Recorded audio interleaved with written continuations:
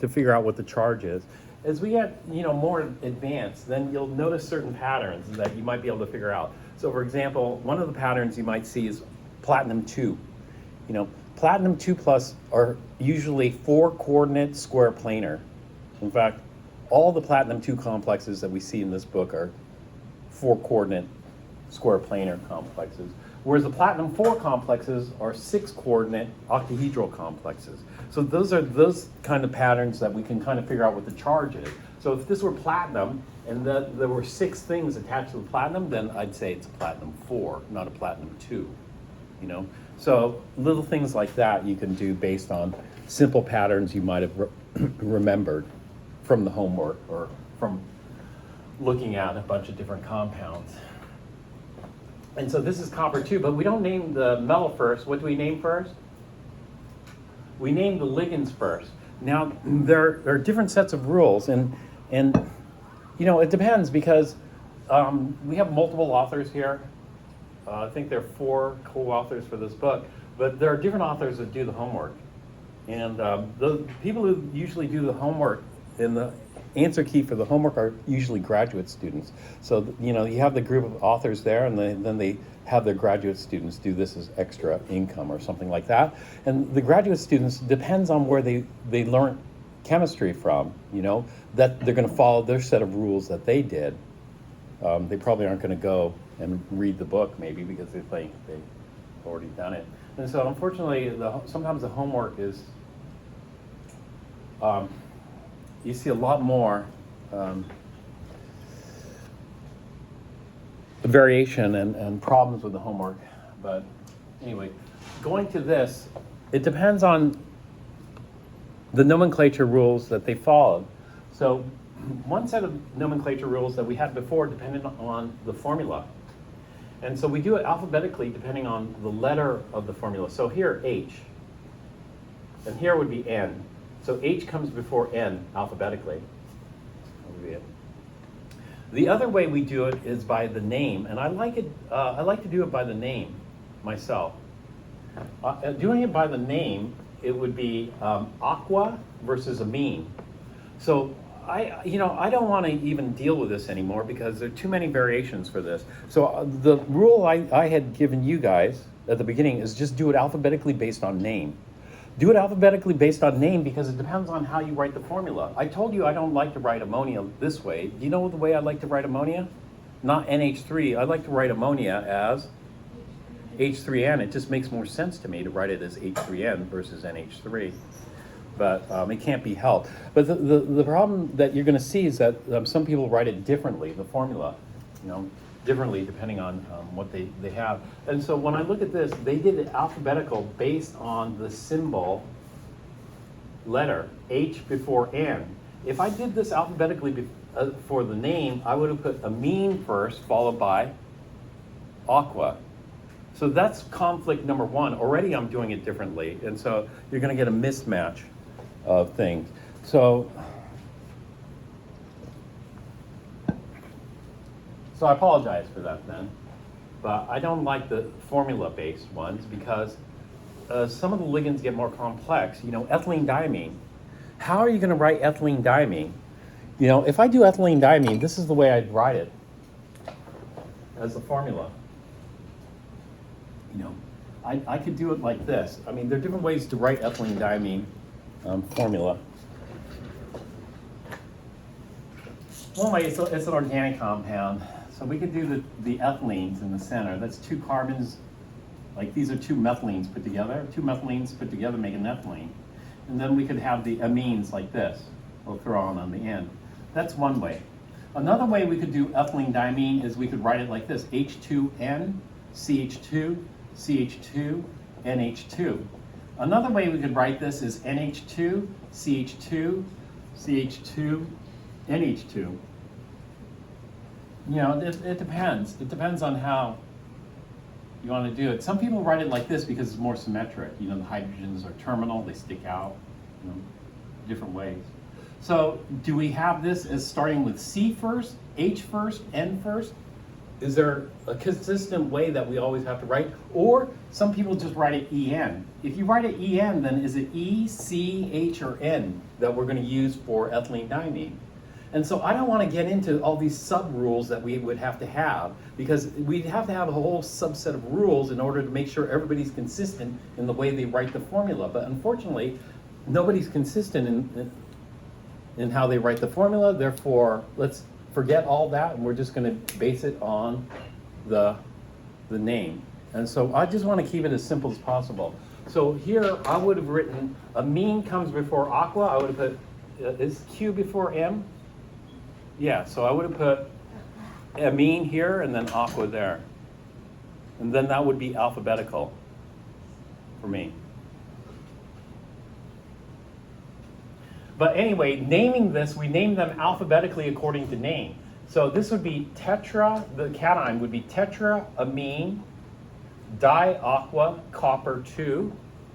That would be the name of the cation, sulfate. So the answer, why aren't they showing me the answer here? You know, so I see 95.7%. You know what I'm going to do? Let me just grant full credit. Be probably the best, you know, for this particular problem. And so let's look at the wrong answers. Tetraamine diaqua, hey, that looks fine to me. Copper 2 sulfate. That would have been fine to me. So if you wrote that, you know, this one, diaqua, well, they had two different. You know, it got more complicated because the formula had the alphabetical according to the symbol in the formula, but the name was alphabetical according to the name of the ligand. And so this would have been wrong based on both schemes here, but only 4% got it wrong here. Tetraamine hyphen diaqua, no hyphens, it's all one word. Tetraamine diaqua copper 2 sulfate. What's the difference between these two? There's an extra A for tetraamine. Okay. Okay, this is tetramine, this is tetraamine. The book is inconsistent with this too. The book usually dropped the double vowel, but for some of them they kept it. And so rather than tetramine, this they called tetraamine. But they called both wrong. So what was the right answer on this? Was there part C, was it, or which part was it? The question was on, it was B. I think you guys got C. Yeah, C through F. Part C? This one? All right. So we have platinum. Okay, is this, what is the coordination number of the platinum here? 2. Oh, wait, no.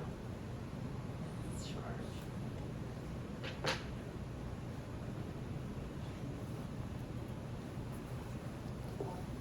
4. The coordination number of platinum here is 4. So this is kind of a rule. I mean, if it's coordination 4, it's got to be platinum plus 2. We could have figured that out based on this. Chloro or chlorido is -1. We have 2 of those, so that's -2. Ethylene diamine is neutral. And so this whole thing has a 0 charge, and therefore platinum must be +2. So that's it. So, and this is fine because chloro or chlorido versus ethylene diamine, C comes before E, therefore this is correct. Now, spell out the full name. So again, we go alphabetical according to ligand. So we go ligands first. Dichloro or dichlorido, ethylene diamine, platinum, Roman numeral 2. That would be it. Only 60%. Let's see, not that many students attempted this, 15.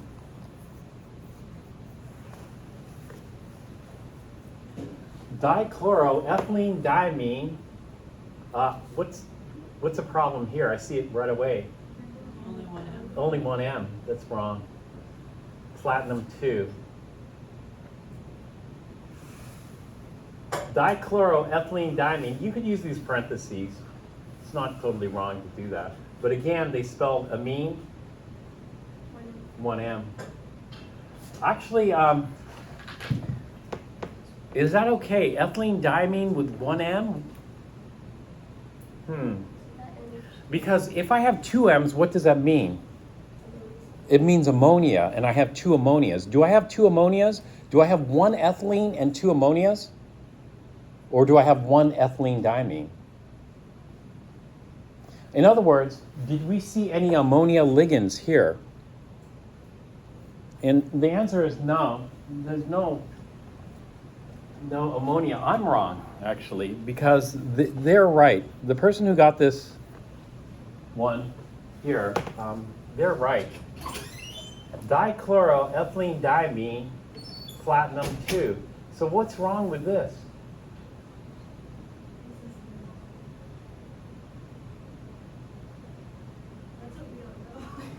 That's what you don't know? Nothing's wrong with that. And this one, there's nothing wrong with this one either. There's something wrong with these. But the first two look okay.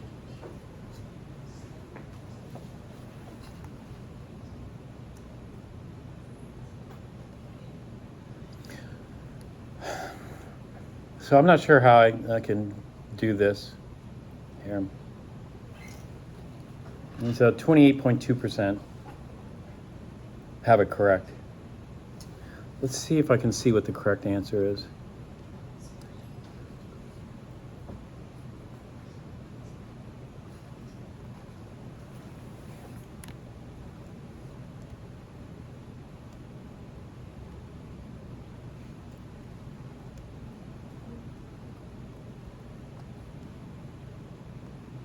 I don't know if you could read the correct answer in there.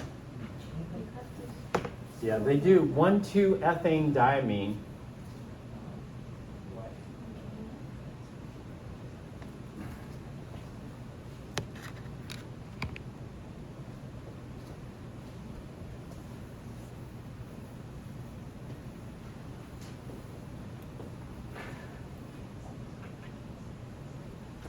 Why do they do that? Actually, I had to write it on the board. I'll write it down here. It's easier. There's something called common names and systematic names.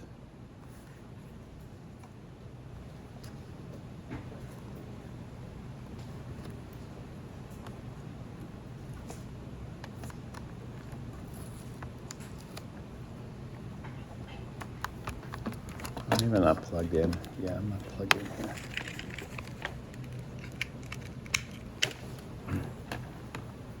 Okay, now it's working. What's the common name for this? Water.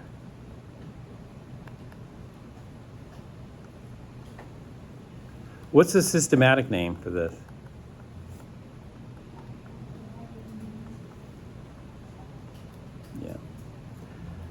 Dihydrogen monoxide.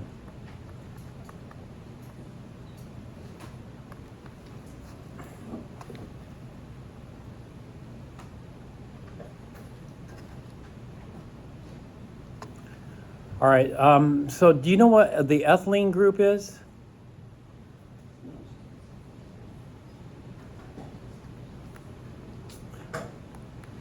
Do you know what that is? These are little structural units that you find in organic chemistry. This structural unit is in the middle of a chain. And so it's a CH2 unit. And carbon likes to form 4 bonds, so there are 2 dangling bonds here. Or it could be lone electrons. We call it ethylene radical.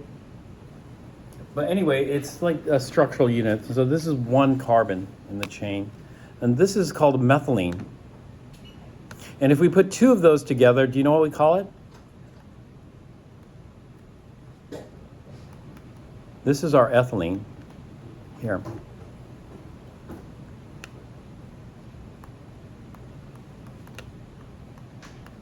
And so it'd be two methylenes put together in a chain. Like that. Do you know any others? Do you guys remember what methyl is? Methyl? So this is ethylene. Let's just do a quick aside. Ethylene is in the middle of a chain. Methylene's the middle of the chain. Methyl's at the end of a chain. Is that just like the lone CH2 since it's meth, so it's one? Close, very close, but it's CH3. That makes sense. It's not bonded to. Yeah, it's only bonded to one. And so this terminates the chain. This is what we call the end of the chain. The chains end with a methyl if we're looking at the carbon atoms usually, or something similar. That would be methyl.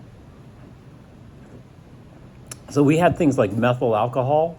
Methyl alcohols would have an OH there, or methanol, that kind of thing.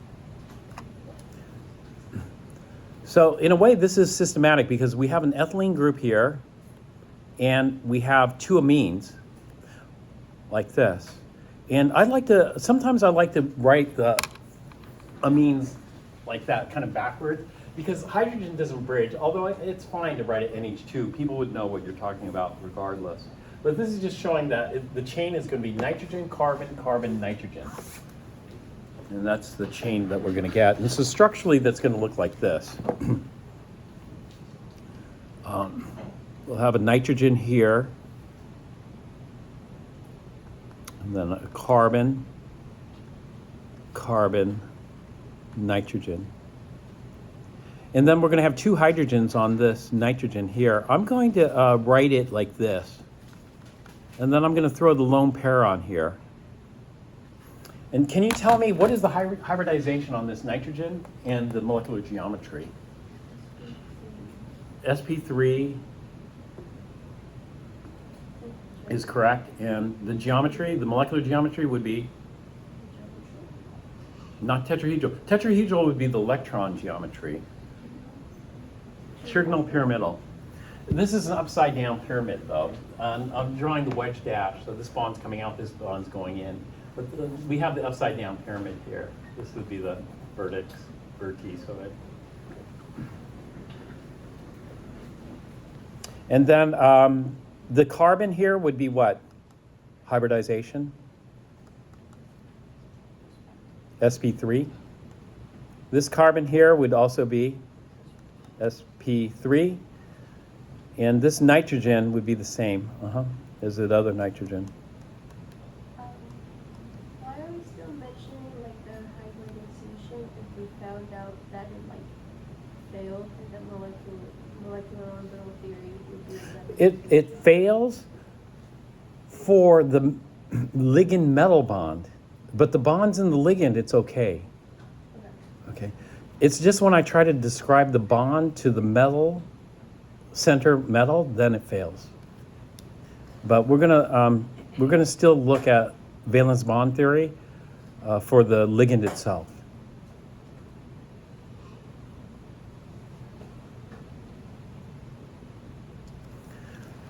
All right, so what we have is we have an ethylene stuck in the center, and then we have two amines stuck on the ends. Do you see that?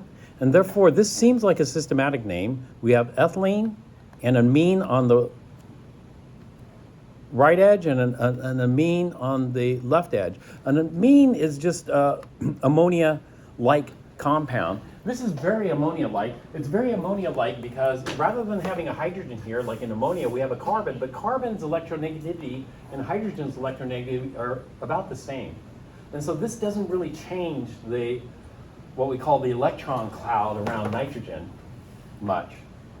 And so they're about just as basic. And so this amine's just about as basic as a regular ammonia. And so we have two amines and an ethylene stuck here. So we have to be careful on certain names. So for example, let's say I had two of these ethylene diamines. So this is just going to be another side topic since I'm on this. Should I call it diethylene?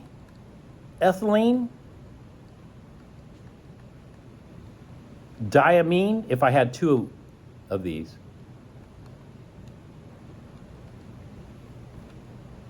That is EN, two ENs. If I had two ethylene diamines, this is the proper way of naming it. Diethylene diamine. No, because this makes it sound like rather than having one ethylene, I have two ethylenes. You know, if you add up two ethylenes, what do you make? An ethylene plus an ethylene makes a... Well, anyway, it's 2 plus 2 makes 4, which is what you would call not... We'd probably call it... Well, if I took, let's stick the ethylenes in. So, have you ever heard of polyethylene? Polyethylene? Polyethylene is taking ethylene plus another ethylene plus another ethylene plus another ethylene. You take a whole bunch of ethylenes and add them up, and then you form longer and longer chains. That's all we're doing. And so we're taking the monomer, which is the ethylene, and then just making the polymer. So if I put two ethylenes in here, how long would the carbon chain be? It'd be 4 carbons long. If I had 4 carbons in the chain, then it would look something like this, because ethylene, the amines have to be terminal, and the ethylenes can be in the center. So if I put 2 ethylenes in here, it looks something like this. And so each of these the carbons would have 2 hydrogens to it.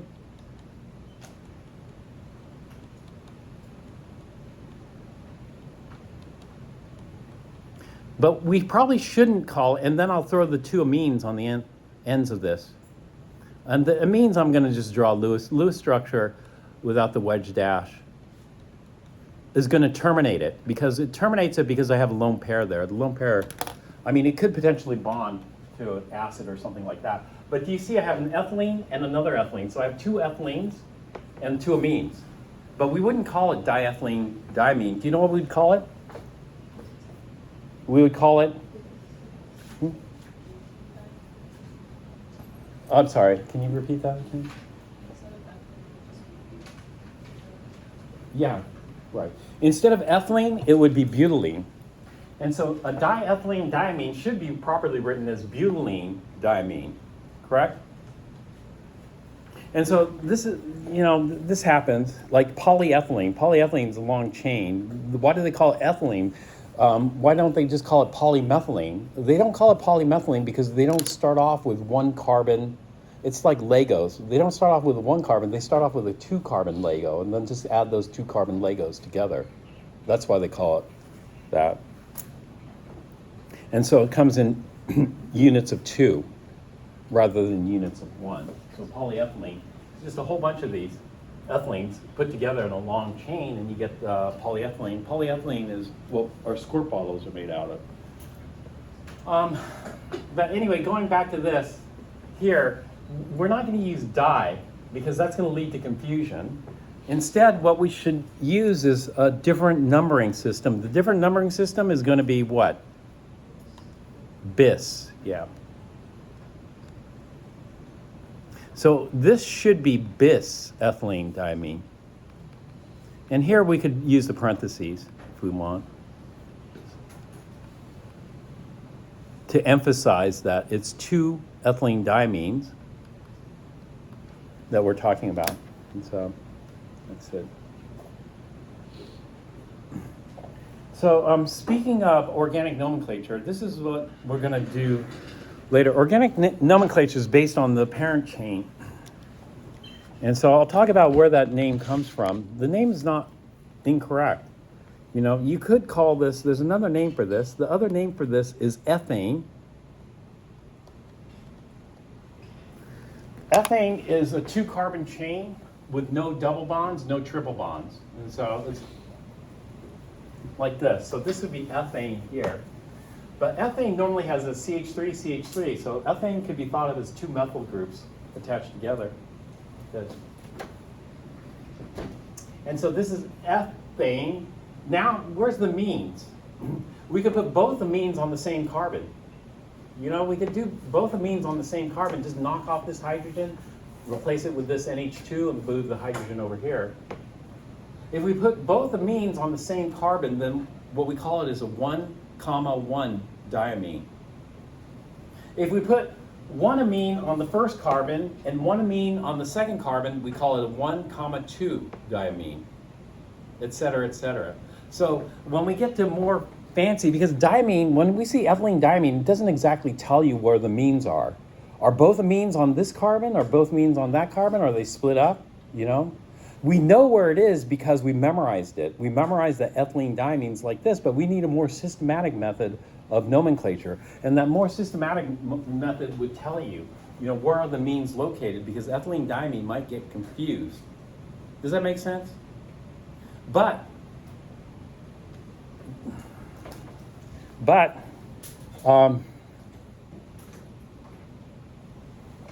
this is not an organic class, and the only ethylene diamine we're going to look at is the 1,2 variation of ethylene diamine, and therefore we're just going to call it ethylene diamine, and everybody else calls it ethylene diamine.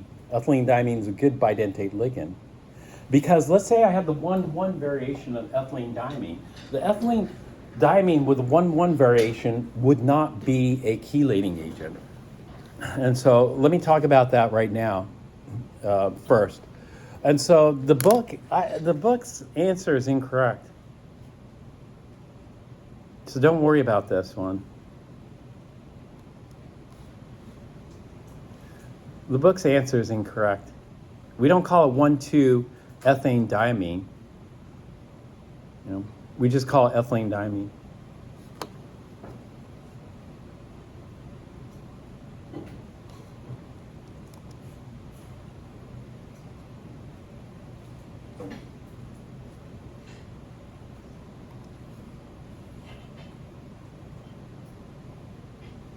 So I'm not, here, I'm just going to grant full credit. However, you might have gotten the answer wrong, even in lieu of what we just said. Grant full credit for that one. But it should have been the case where you could have just redone it. I'll have to figure that out later. So for that one, would you say this ethylene? Oh, if we had two. We only have one here, so we don't have to worry about it.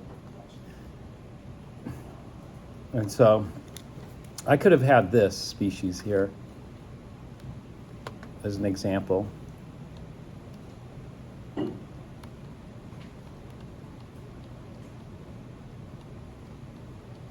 This would be bisethylene diamine, platinum 2.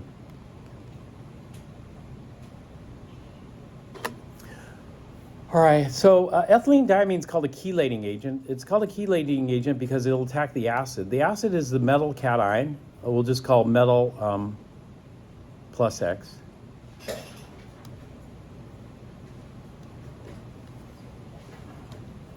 And this lone pair can attack here. In fact, both lone pairs can attack. If both lone pairs attack, then what forms? So let's take a look at what forms here. It's just doing that.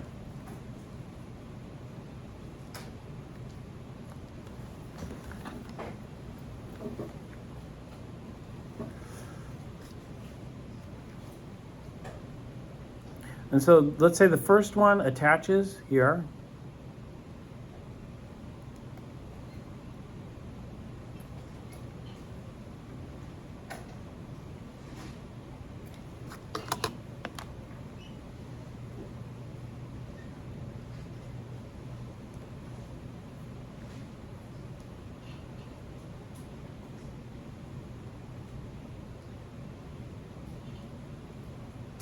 Something's wrong.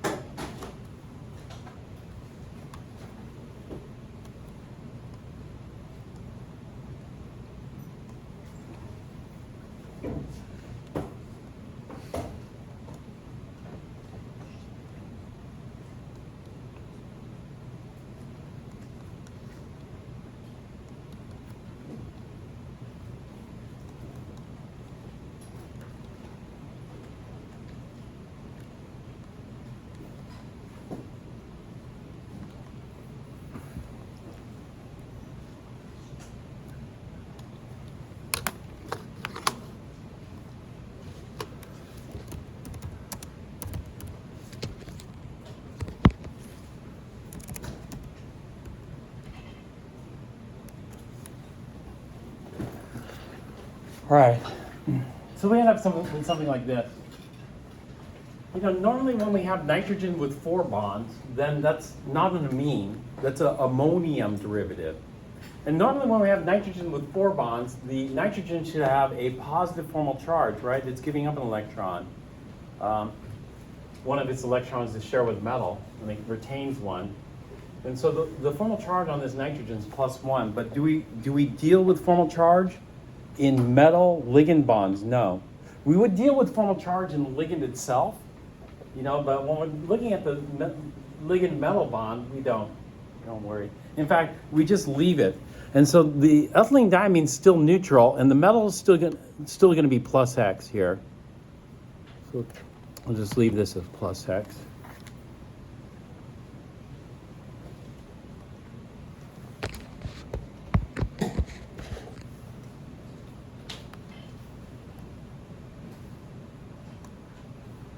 I thought that would have worked, but doesn't seem to want to work. Let me try Excel.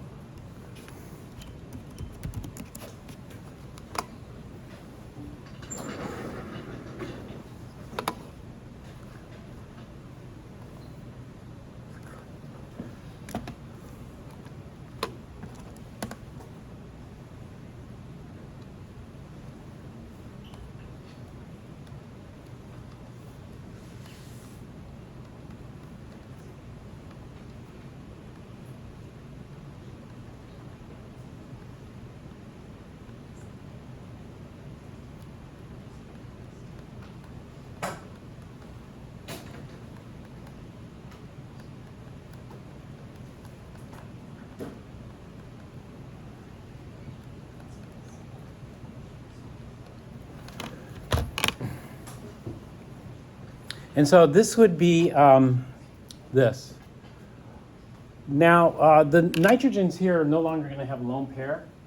And if we have 4 bonds of nitrogen, it's like ammonium, not ammonia. Ammonium and ammonia are 2 different things entirely. Ammonium's an acid, ammonia is a base, usually.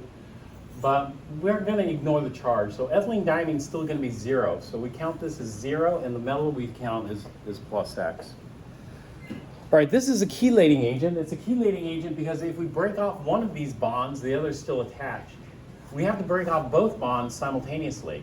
But breaking both bonds off simultaneously is more difficult. You know, you need a coordinated collision to happen or something, because if we just break off one and then try to break off the other, then the original one could reattach. In other words, these are ligands that are kind of hard to break off. They would break off due to collisions, and collisions can occur. You know, do you guys remember this? Maxwell-Boltzmann?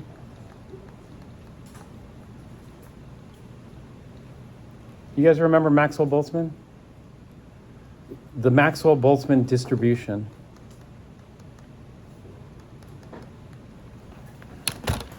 The Maxwell-Boltzmann distribution, let's say this is in water, so a water molecule hits it. You know, most water molecules, when they hit this, they don't have enough energy to break it off. But if you have a cup of water, let's say I have a cup of water at room temperature. If I have a cup of water at room temperature, are all the water molecules identical clones?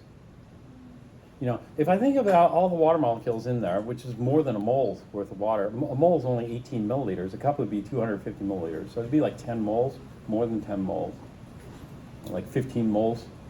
Or molecules? No, the molecules are going to have, even though they're all identical water molecules, they're going to have a wide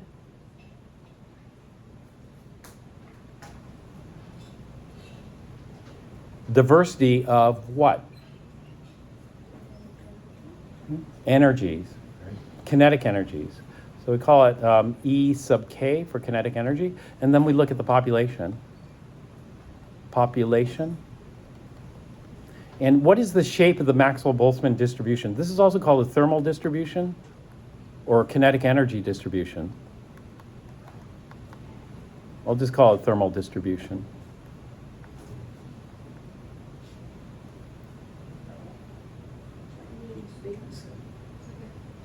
It's kind of like a bell curve, except it has a long tail, a higher energy tail like this.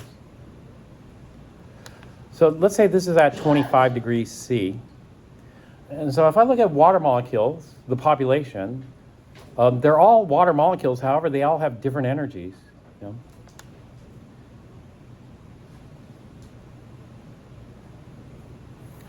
know? And so what this is going to show is most of the water molecules are going to have energies in this range.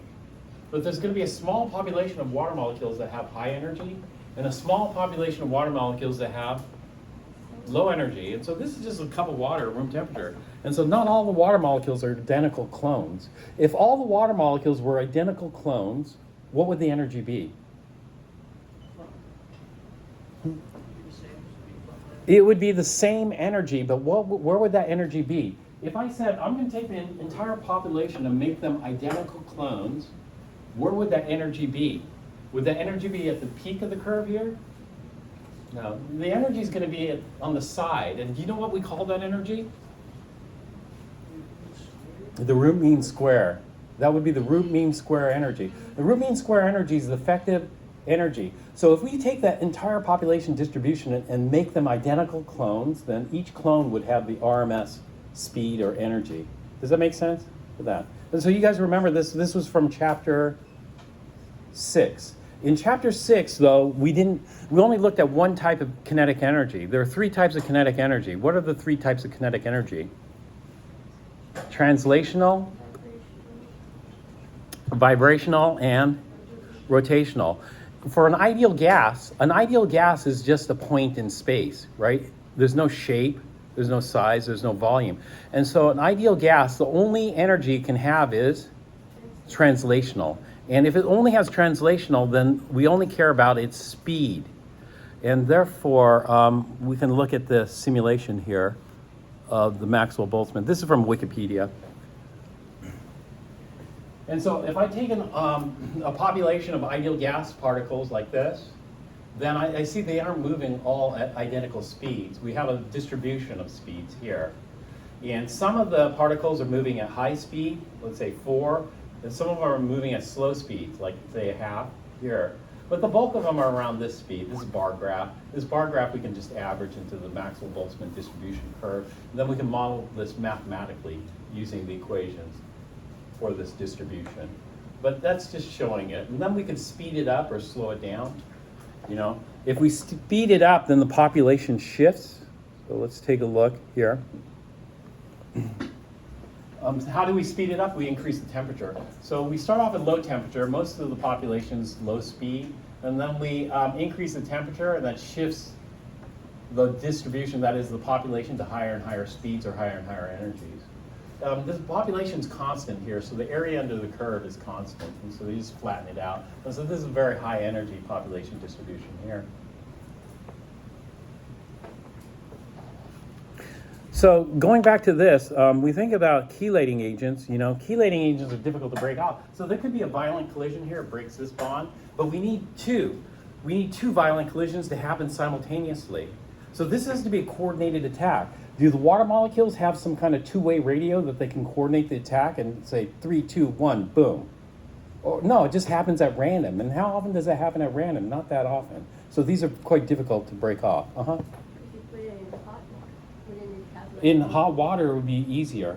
You know, the hotter the water, the easier it is, because the greater the population, then the chance of a coordinated attack. You know, it's uncoordinated because they don't communicate with each other, but it's coordinated in that sense. Although quantum has some weird coordinations, you know, like the some weird. You think maybe do they really communicate? You know, have you heard of like what is it, the spooky interaction at distance? Have you ever heard of that? Where maybe they do have radios and they're talking to each other or something like that, you know? Because they, you know, like for example, they measure one thing over here and that one thing affects something over here. And the distance here, you know, the distance is, they can measure how long it takes, right, or something. And the distance here, if you go the speed of light, it goes faster than the speed of light. So let's say if this one goes up, this one goes down. And this one goes up, this one goes down. And the distance here is, I mean, they're communicating at faster than the speed of light. How's that? You know? Well, anyway, that's the spooky interaction at distance or whatever. Well, getting back to this, so we got a chelating agent here. And so we can, you can do different things. This would have a coordination number of what?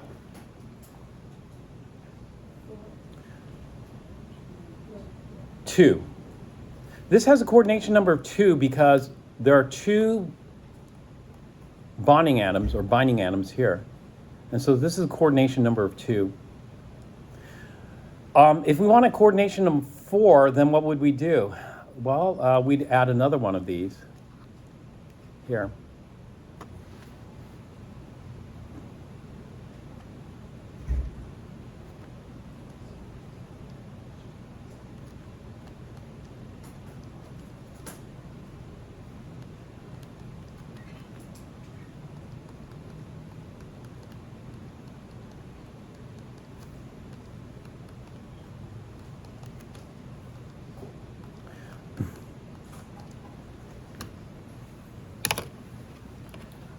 So when I was talking earlier about ignoring valence bond theory, that's ignoring valence bond theory just for this.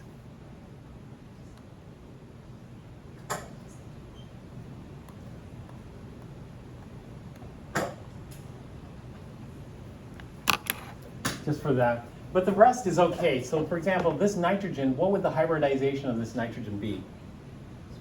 sp3, this would be sp3, sp3, sp3. What is the angle for sp3? We minimize repulsions in sp3 hybridization by adopting what angle?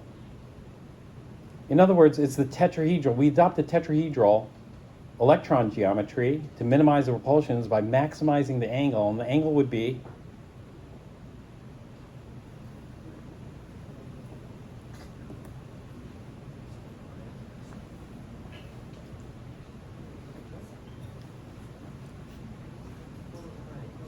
this one. You need to know for sure.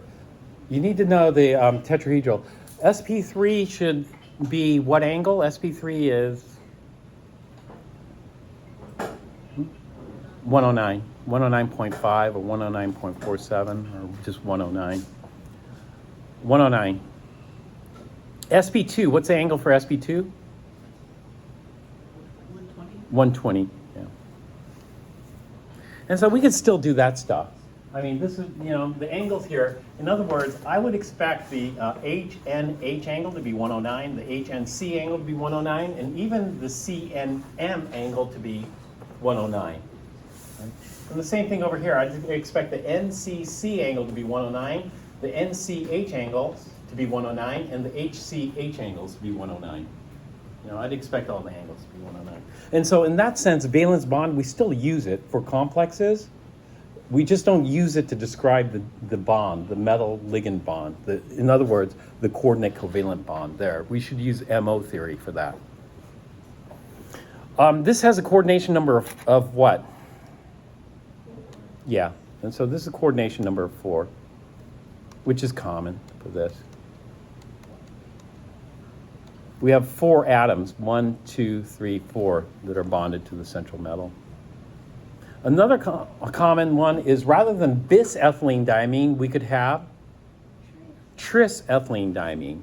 So if we go to tris-ethylene diamine, we're going to have the central metal here at plus X. And then if it's tris, what's the coordination number of tris-ethylene diamine? 6. And therefore it adopts an octahedral configuration like this. And now this, we have to attach one ethylene diamine here, like this. And so I have a choice. This is what I call adjacent positions here. If I look at this nitrogen, they're adjacent because this bond angle here, the NMN bond angle should be 90 degrees if it's octahedral. Do you see that? I could try to stretch this to opposite.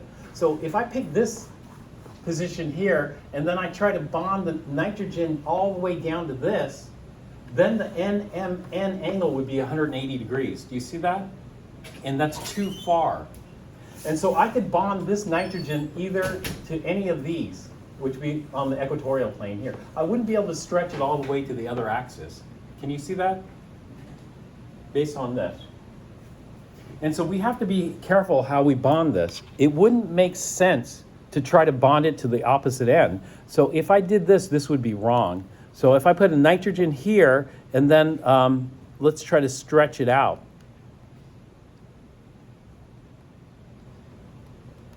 This would be wrong. It's too far. And so here, the two nitrogens are on opposite sides of the octahedron. It's not long enough to do that. And so I'll have to erase that. Let me erase that. And redo this.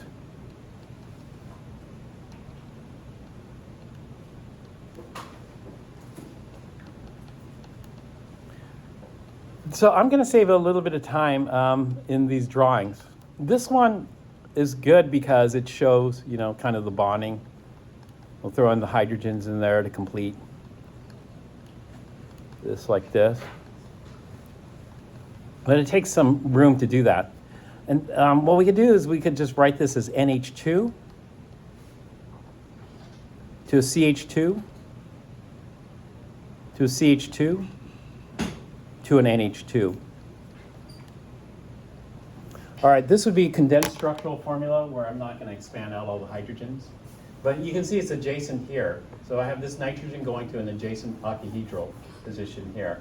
And this should be a 90 here. Or I could do this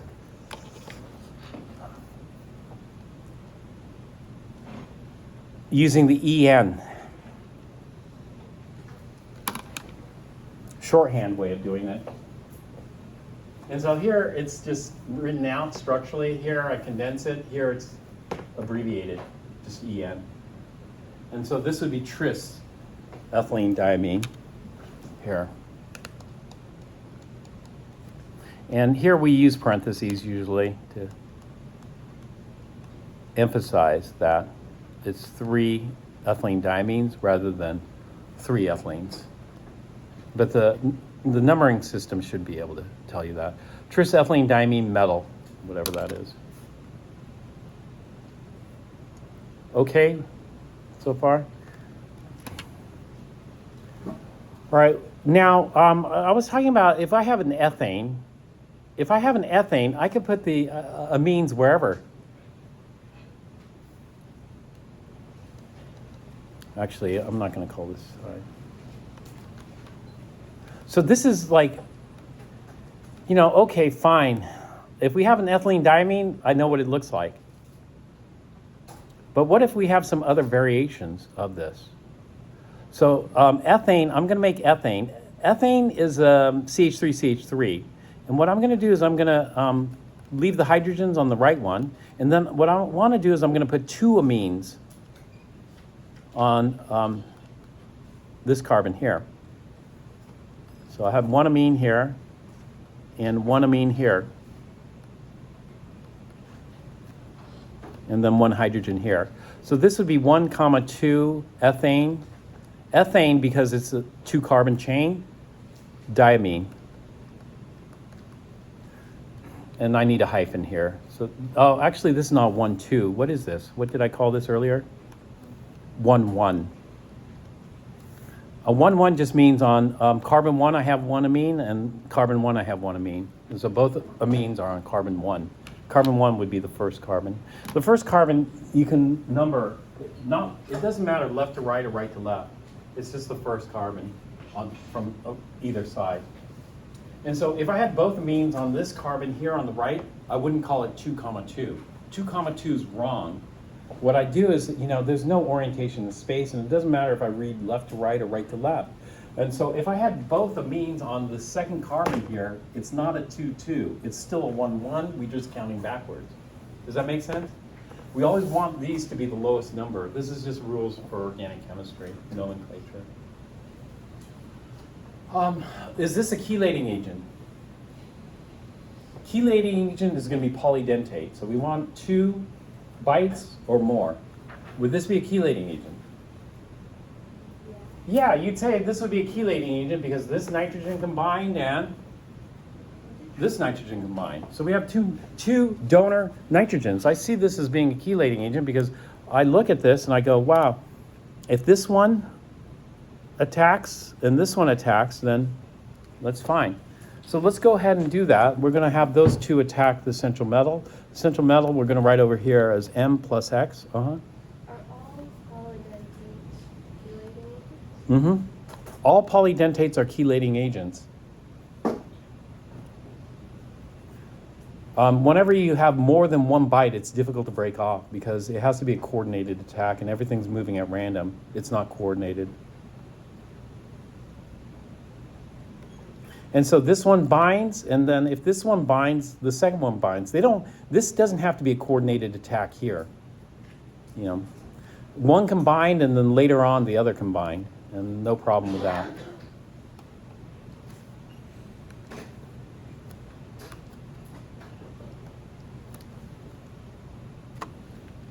So we end up with, shoot. I better save this before this crashes too.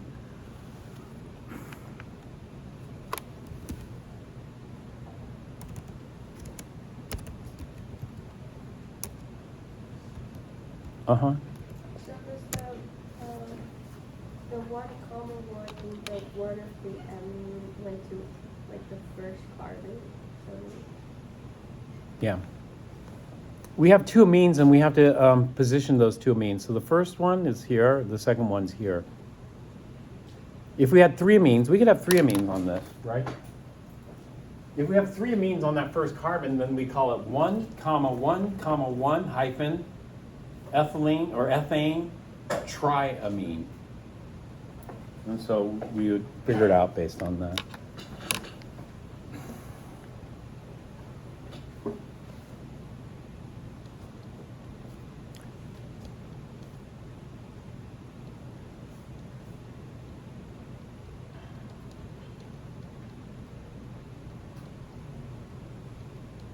Is there a configuration where there's 3 carbons and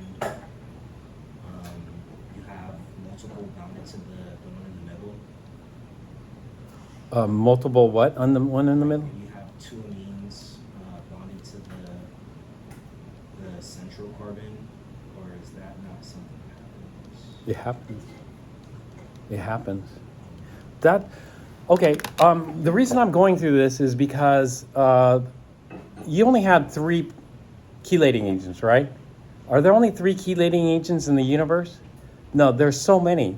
And so what we have to do is we have to analyze them structurally to see, if it's feasible. So your question is, yeah, we just look at it structurally and see if it's feasible or not. Now, how can I tell if it's feasible? This is how we're going to tell if it's feasible. We're going to tell if it's feasible by looking at the structure that it generates. When I look at this structure, this is one of the first things I look at here in determining if I expect this to be a chelating agent. I look at this. This is a ring. Do you see this ring? This is a ring formed from 4 atoms. The metal, the nitrogen, the carbon, and the nitrogen here. And it forms a 4-membered ring. A 4-membered ring that's bonded together should have what bond angles? It's going to be a square. A square has what bond angles? 90 degrees. 90 degrees. And so if I have 90-degree bond angle here and 90-degree bond angle, what's the normal bond angle? The normal bond angle is not 90 degrees. The normal bond angle is 109.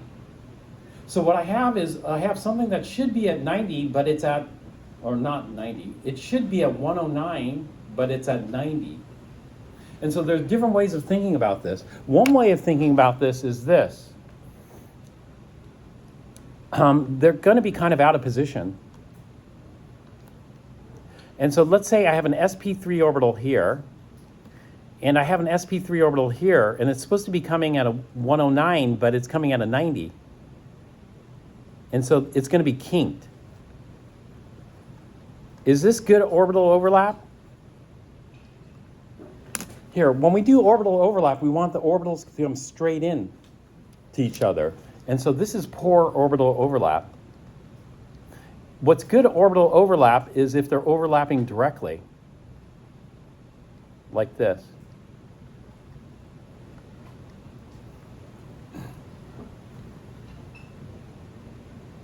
So this is good. So this poor orbital overlap would be like atom A, and then we'd have a kink in the bond to atom B. So atom B's orbital is pointing this direction, atom A's orbital is pointing that direction. We're not going to get good overlap. What we need is we need these to be in line so that if I have atom A, then it bonds directly to atom B. No kinks. And that kink is going to make the bond weak here. So really this should be 109, 109, but now it's going to be kinked because in order to conform to a square like this, a four-membered ring, the bonds are going to be strained. And so this comes out to this here. A four-membered ring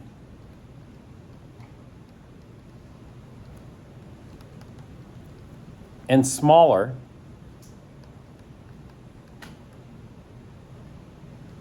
is unstable.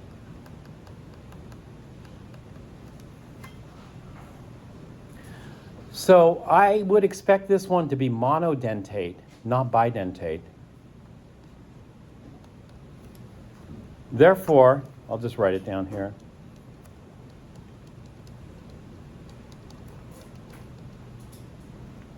To be monodentate.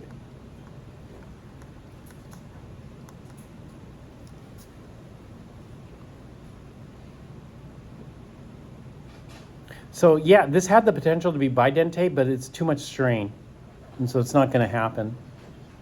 Whereas if we look at ethylene diamine here, get rid of that.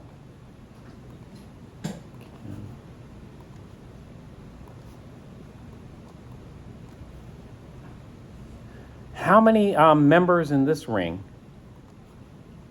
We have 1, 2, 3, 4, 5.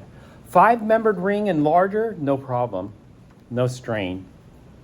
So 5-membered rings and larger are stable.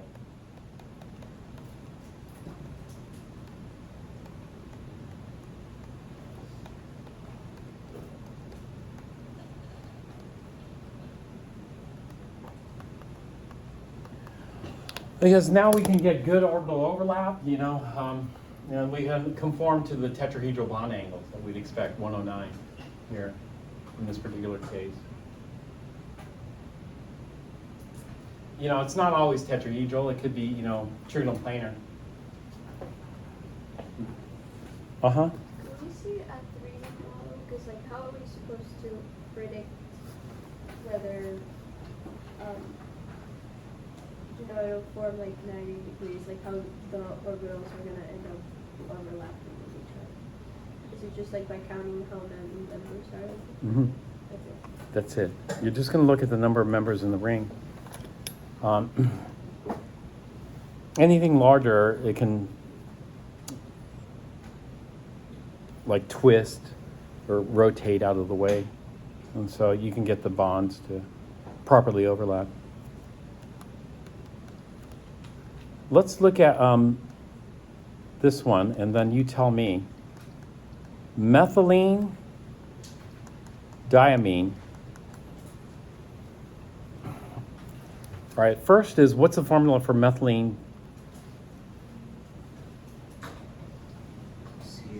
CH2. So I'm going to write it like this. And then we have two amines. So what we'll do is we'll stick one amine on one end, that, and another amine on the other end.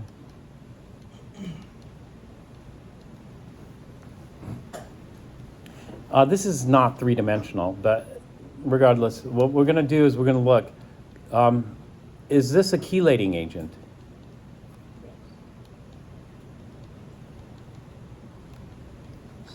It looks like yes, right? It looks like the answer is yes because I have a lone pair here that can bind here, and I have a lone pair here that could bind there. Right? And so it does look like it should be a chelating agent.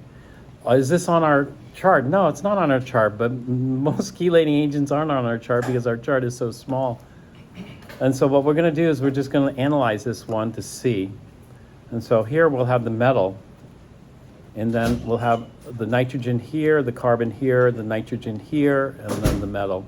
And then each of these will have two hydrogens like this.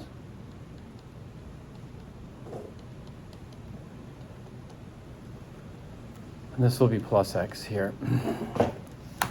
All right, how does this look to you? Does that look like a stable structure to you or an unstable structure? This is unstable.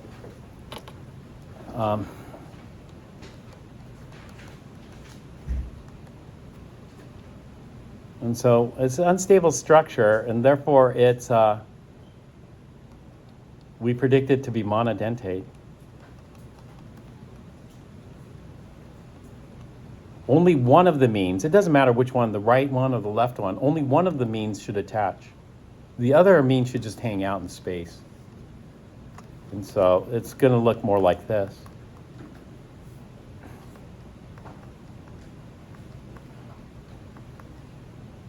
I'll just condense it. And so, yeah, that's going to be flopping around the other amine. But it's too constrained if it binds.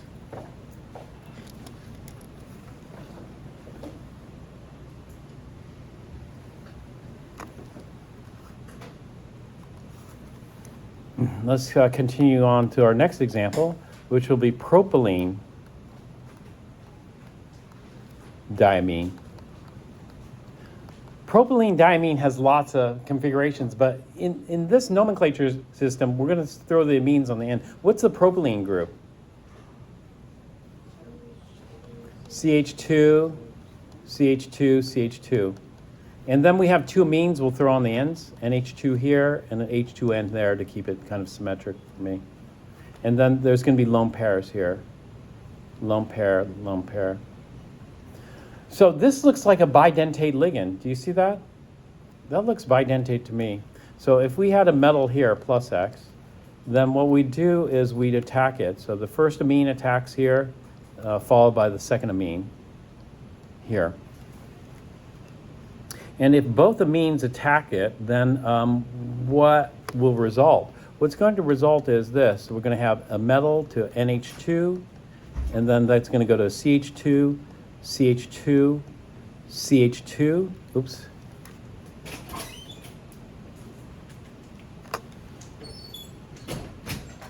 And then to an NH2, and that's going to bind to the metal. How does that look?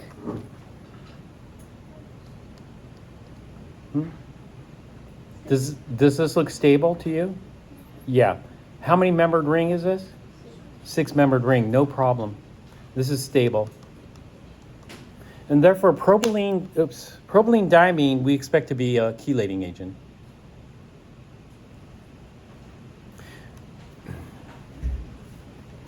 So we can kind of figure it out. You know, there could be other variations. For methylene diamine, would like the other amine group be allowed to attach itself to another metal ion that was like Yes, right. And then it could form a bridge. And so you could have what they call a multi-metal complex, multi-metal center complex. And you're bridging two of these together. That'll form the bridge, right? That's synthetic chemistry, so you're thinking of that. Also, your question about, I think, this. What would you suspect for this? NH2, CH2, CH2, and, okay, H, CH2, CH2, NH2.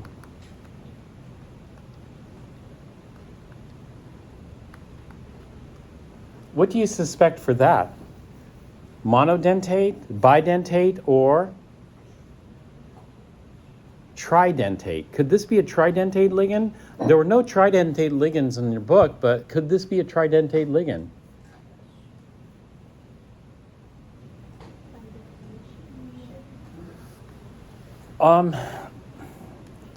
So this is what I mean by, okay, you get the basic stuff down and then you start looking for variations of this. So we start looking for variations, yes.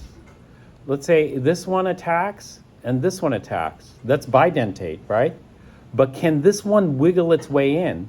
Well, we know around sigma bonds, around single bonds, which are sigma bonds, there's free rotation. And so this is like a spaghetti noodle. It's just flopping around. And so what can happen is, once in a while, that middle part of the spaghetti noodle can come close and bind. And so the answer is yes, this is a tridentate ligand. What would form here is we have the metal plus X, and then we'd have an NH2, CH2, CH2, and then an NH binding to the metal, and then this would go to a CH2, CH2, and then an NH2, which would bind to the metal. That would be a tridentate ligand. So we could get all fancy like that if we want to. And so this is fine, five-membered ring, two five-membered rings. And so we'd call this a tridentate ligand. A tridentate ligand would be even harder to break off. Okay, then we're going to, that's the amines. There are other ligands too. And the other ligand is oxalate ion. Do you remember the formula for oxalate ion? C2O4 2-. Good. And so let's take a look at the structure of oxalate ion. If we draw out the Lewis structure,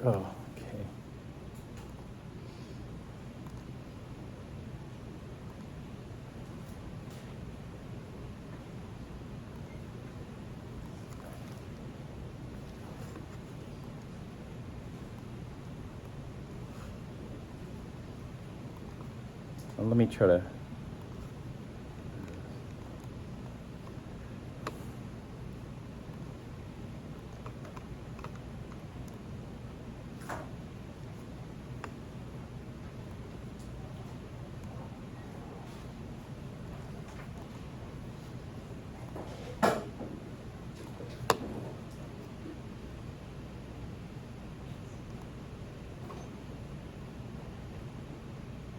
Okay, let's try that again.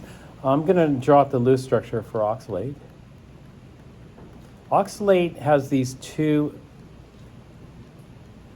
carboxylate groups back to back. This.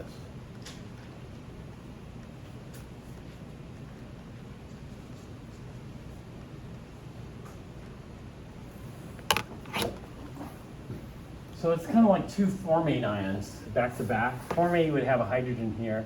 Get rid of the hydrogen and link the two carbons together. And so this is a carboxylate species here.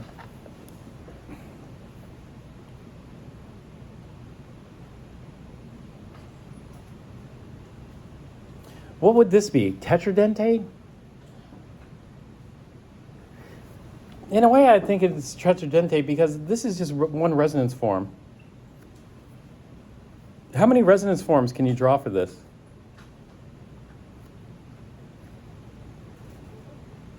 We could draw another resonance form here.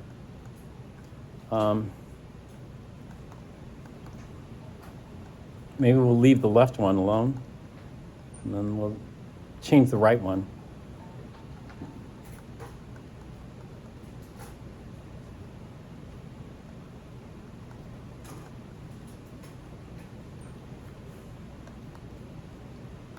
Etc. But that's one of the problems with valence bond theory. Valence bond theory has all these resonance forms, but none of these resonance forms are accurate. Because it turns out that in oxalate, all the oxygen-carbon bonds are identical. And the negative charge on all the oxygens is identical as well. So if we take all the resonance forms and then average them, we get what? We get the hybrid structure, the resonance hybrid. The resonance hybrid structure looks like what? The resonance hybrid structure is going to look like this.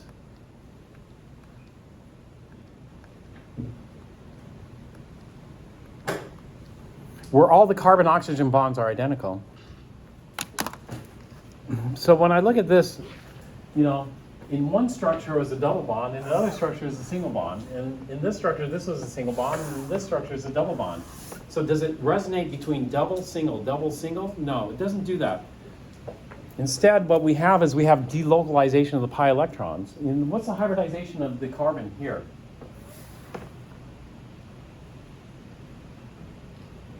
The hybridization of this carbon? sp2. And so we have an sp2 over here, sp2, sp2. So we have sp2, sp2 sigma bonds here, and then sp2, sp3 to this one, sp2, sp2 to this one. And then we have the p pi bonds, p here, p here. Now if we rehybridize this one as sp, this is normally what? sp3.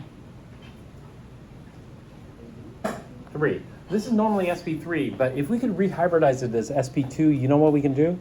If we could rehybridize this one as sp2, then we can put all the p's. The p orbitals are orthogonal. They're perpendicular to the page here. And so if we could line up the three p orbitals like this, then we can smear out the electron, the pi electron density over both. And so that's what we do here. This is from chapter 11. We're going to delocalize the pi bonding electrons over this, and we're just going to hybridize these all at sp2, and therefore the p orbitals are going to all be lined up like in benzene. Does that sound familiar? A little bit? Go back to chapter 11. If not, you should review that. Okay, and then we have this.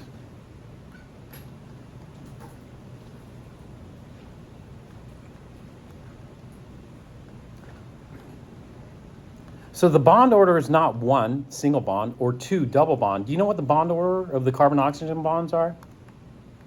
The bond order? 1.5. That's correct. That's the bond order. And so each of these are 1.5 bonds. They're all equivalent. And the charge doesn't go from 0 to negative, 0 negative or negative 0. It doesn't do that. The charge is spread out too, or delocalized, and the charge on each oxygen is -1/2. We have a -2 charge spread out over 4 oxygens. That gives us -2 divided by 4, which is -1/2 on each. So this is more accurate. This is the structure we get from MO theory. Automatically, we get something delocalized like this for this particular ion. From valence bond, we get these. Now, what do we do? I said we're not going to use valence bond to describe that bonding, but we're going to use valence bond to describe the ligand because it's a lot easier. It's going to be a lot easier than MO. And so what we're going to do is we're going to ignore all the resonance forms, and we're going to ignore the hybrid, and we're just going to focus on this, even though it's not entirely accurate, but we kind of end up in the same place regardless. So I know that all 4 oxygens are equal, but what we're going to do is we're just going to imagine we have this structure locked in. If we have this structure locked in, what's a better base? This oxygen or this oxygen? The oxygen with the negative charge or the neutral, 0 oxygen? Which one would be a stronger base?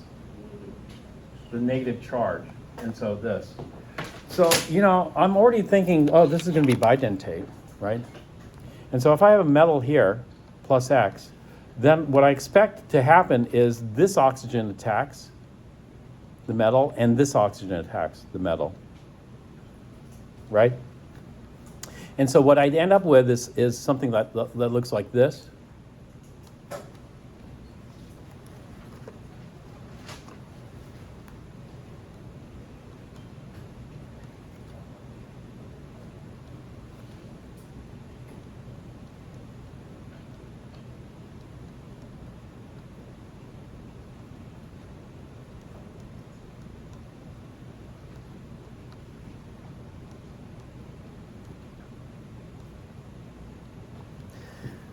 Now, this is really kind of screwed up, but oxalate's still going to be negative, too.